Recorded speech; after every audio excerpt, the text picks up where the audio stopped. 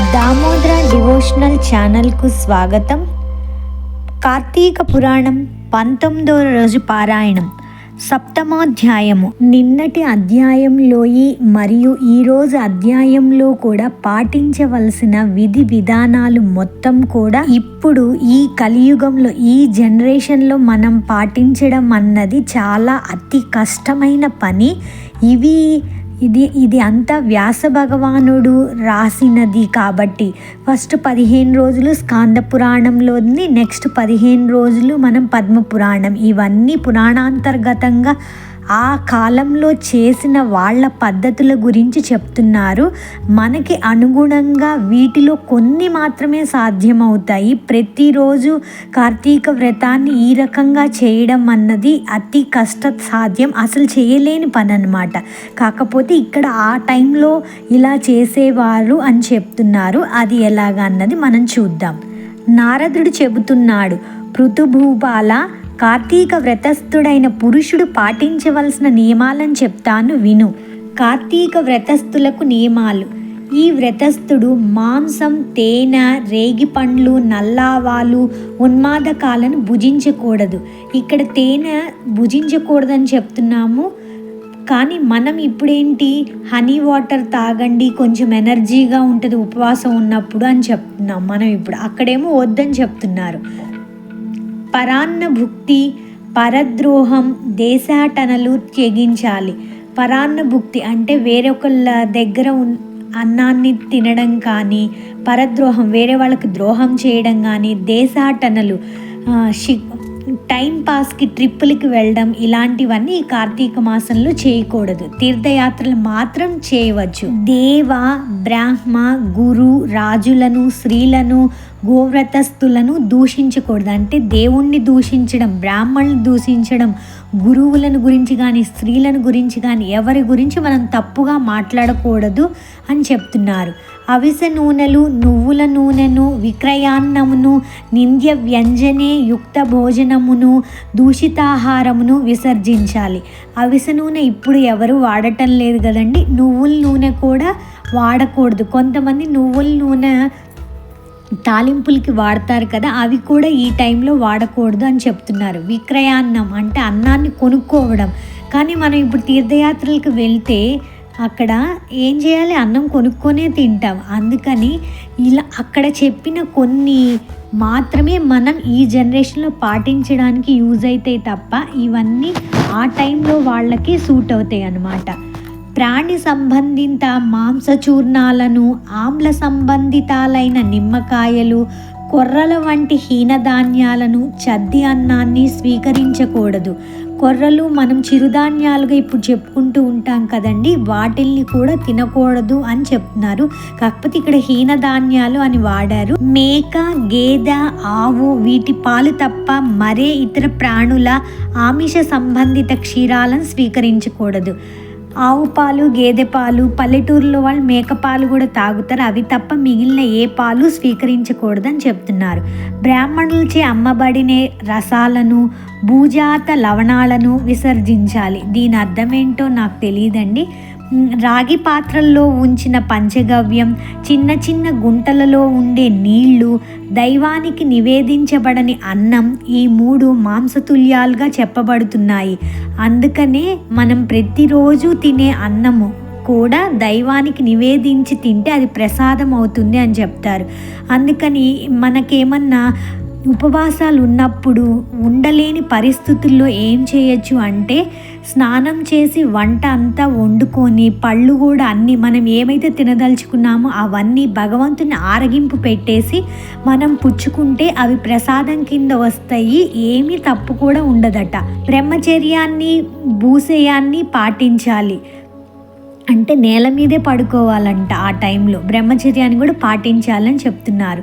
ఆకులలోనే భోజనం చేయాలి. విస్తరాకుల్లో, అరిటాకుల్లో, బాదమాకుల్లో వీటిల్లో తినాలి అని చెప్తున్నారు. 4వ జామున భుజించడమే శ్రేష్టం. ఈ కార్తీక వ్రతస్థుడు ఒక్క నరక చతుర్దశి నాడు తప్ప తక్కిన దీక్షా దినాలలో తైలాభ్యాంగనం చేయకూడదు. ఇక్కడ మనం గమనిస్తే కార్తీక మాసం కంటే ముందే నరక చతుర్దశి వచ్చేస్తుంది. కానీ నిన్న మనం చెప్పుకున్నాం కదా, వాళ్ళ లెక్కలు వేరు, మన లెక్కలు వేరు ఉన్నాయన్నమాట. సూర్యుడు తులా సంక్రమణం చెందిన దగ్గర నుంచి వృశ్చిక సంక్రమణం దాకా, అంటే మరి రవి సంక్రమణం గురించి కూడా మనం చెప్పుకుంటాం కదా, ఆ కాలం నాటి వరకు కూడా ఇవే పాటిస్తారనమాట. ఆ టైంలో, ఆ కాలంలో ఆశ్వీయుజ శుద్ధ ఏకాదశి నాడే కార్తీక వ్రతాన్ని ప్రారంభిస్తారు కదండి. తైలాభ్యంగనం చేయకూడదు, అంటే తలకి నూనె రాసుకొని స్నానం చేయకూడదు అని చెప్తున్నారు. మిగిలిన అన్ని రోజులు అలా చేయొచ్చు, కానీ మనం ఏ రోజైతే కార్తీక ఏకాదశి రోజో పౌర్ణిమ రోజో అలాంటప్పుడు ఎప్పుడైతే ఉపవాసం ఉంటామో ఆ టైంలో తైలాభ్యంగనం చేయకుండా ఉండడం మంచిది. విష్ణువ్రతం చేసేవారు వంకాయ, గుమ్మడికాయ, వాకుడుకాయ, పుచ్చకాయలను విసర్జించాలి. అవి తినకూడదు. బహిష్ఠులతోనూ మ్లేచ్చులతోనూ వ్రతభ్రష్టులతోనూ వేగత్యక్తులతోనూ సంభాషించకూడదు. అటువంటి వారి ఎంగిలి కానీ, కాకులు తాకిన ఆహారాన్ని కానీ, అశౌచ సంబంధిత ఆహారం కానీ, ఒకసారి వండి మరలా ఉడికించినది కానీ, మాడు పట్టిన అన్నాన్ని కానీ తినకూడదు అని చెప్తున్నారు. తన శక్తి కొలది విష్ణు ప్రీతికై కృత్యాదులను చేయాలి.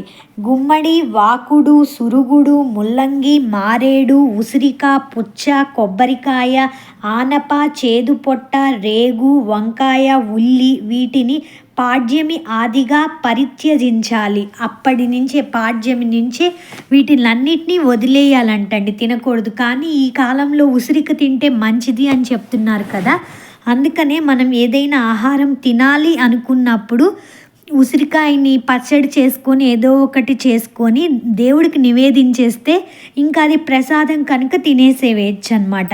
కార్తీక మాసంలో కూడా ఉసిరికాయను తినకూడదు. ఇవే కాక ఇంకా కొన్నింటిని కూడా వర్జించాలి.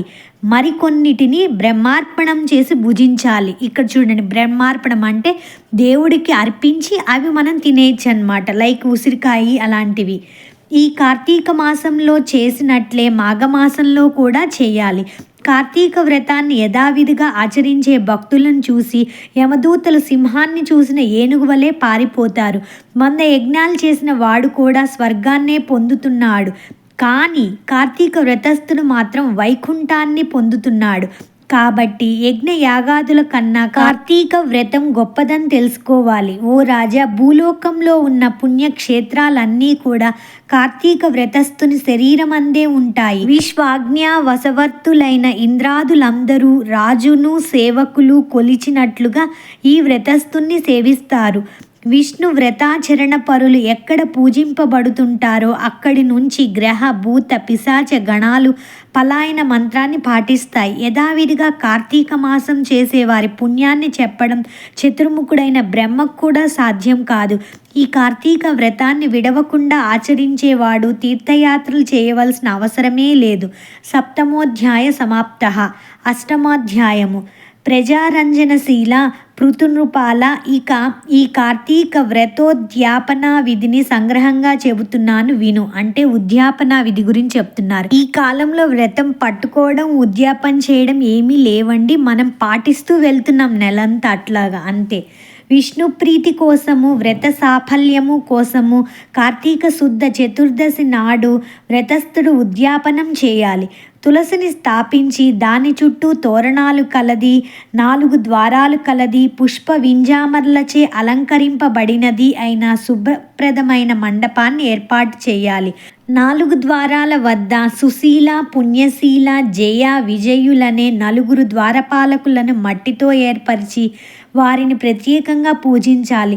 తులసి మొదల్లో 4 రంగులు గల ముగ్గులతో సర్వతోభద్రం అనే అలంకారాన్ని చేయాలి. దానిపై పంచరత్న సమన్వితము నారికేళ సంయుక్తము అయిన కలశమును ప్రతిష్ఠించి శంఖచక్ర గదా పద్మధారి పీతాంబరుడు లక్ష్మీ సమేతుడు అయిన నారాయణుణ్ణి పూజించాలి. ఇంద్రాది దేవతలను ఆయా మండలాలలో అర్చించాలి.